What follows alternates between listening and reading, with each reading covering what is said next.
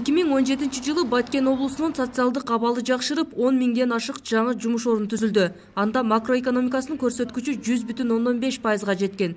Ошол эле учурда салык жыйноо 101%га аткарылып, 1 миллиард 367 миллион сом чогулган. Көрсөткүч 2016 жылга салыштырмалуу 12 миллион сомго жогору. Анын ичинен республикалык бюджетке 733 миллион сом жыйналса, 543 миллиону жергиликтүү казынага түшкөн. Эмгек акын көлөмү 10.564 сомго жетип, өткөн жылдын ушул мезгилине салыштырмалуу 103,4%га жогорулады. Деген менен өнөр жай тармагында коюлган план толук кандуу аткарылбаптыр. Жыл ичинде 358 миллион сомдук продукция өндүрүлгөнү менен көлөм жетиштүү эмес. Айдеркен сымап комбинаты, Кадамжай сурма комбинаты жана Бел алма көмүр шахтасында кен өндүрүү планы толбогон. Шахтада жыл ичинде пландалган көлөмдүн 100 тоннасы казылган эмес. Ал эми 5 тонна сымап өндүрүлбөй, социалдык фондко болгон карызы төлөнгөн жок. Айдаркан сымап комбинаты 2,9 тонна сымап өндүрүп, өткөн жылга салыштырмалуу физикалык көлөмү 5 тонна газ өндүрүлдү же өсүү темпи 38% түздү. Өнөр жай ишканаларынын карызы өкмөт тарабынан убактылуу узартылды. Буга кошо кен иштетүүгө кызыктар инвесторлорго шарт түзүү тапшырмасы коюлду. Өкмөт башчы Сапар Исаков кен өндүрүүгө эл каршы болсо, жергиликтүү бийлик түшүндүрүү иштерин жүргүзүп, маселени бир жаңсыл кылышы керек деп сындады.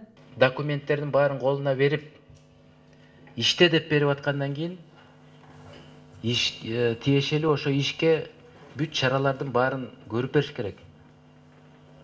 Бүт баарын обеспечить бериш керек да. Эгерде бир жагы туура эмес болсо, андай ишке уруксат бербеш керек. Мына могу иштердин баары бүт элек, документтер бүт элек. Эл менен сүйлөшө элекпиз. Эл менен мына алдына чыгып бүт баарын айтып бериш керек деп ишти жүргүзүш керек.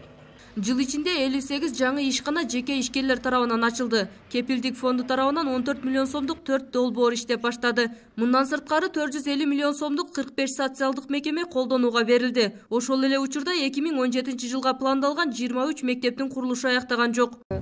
Ушундай бир капиталдык ремонтко жана жаңы курулушка муктаж мектептердин тизмеси бар. Бирок быйыл мына өкмөттүн чечими болду. 70%дан курулушу мүдөрөк болгон ошол мектептерди бүтүрөбүз деген ушундай бир чечим болуп атат. Жыйынтыгында өкмөт башчы алдыдагы 3 жыл ичинде облуста таза суу маселесин чечүүнү жергиликтүү бийликке милдеттендирди. Ага кошо эле ушул мөөнөт аралыгында жерлерди ирригациялоо жана интернет технологиясын жайылтуу, салык жыйноонун эффективдүүлүгүн жогорулатууну же компьютерлештирүүнү тапшырды. Фируза Аскарбек кызы, Жыргал Абдыжалил уулу, Ынтымак, Баткен облусу. Башка справкалардын баарын ошол жерден эле бүтүрүп коюш керек да.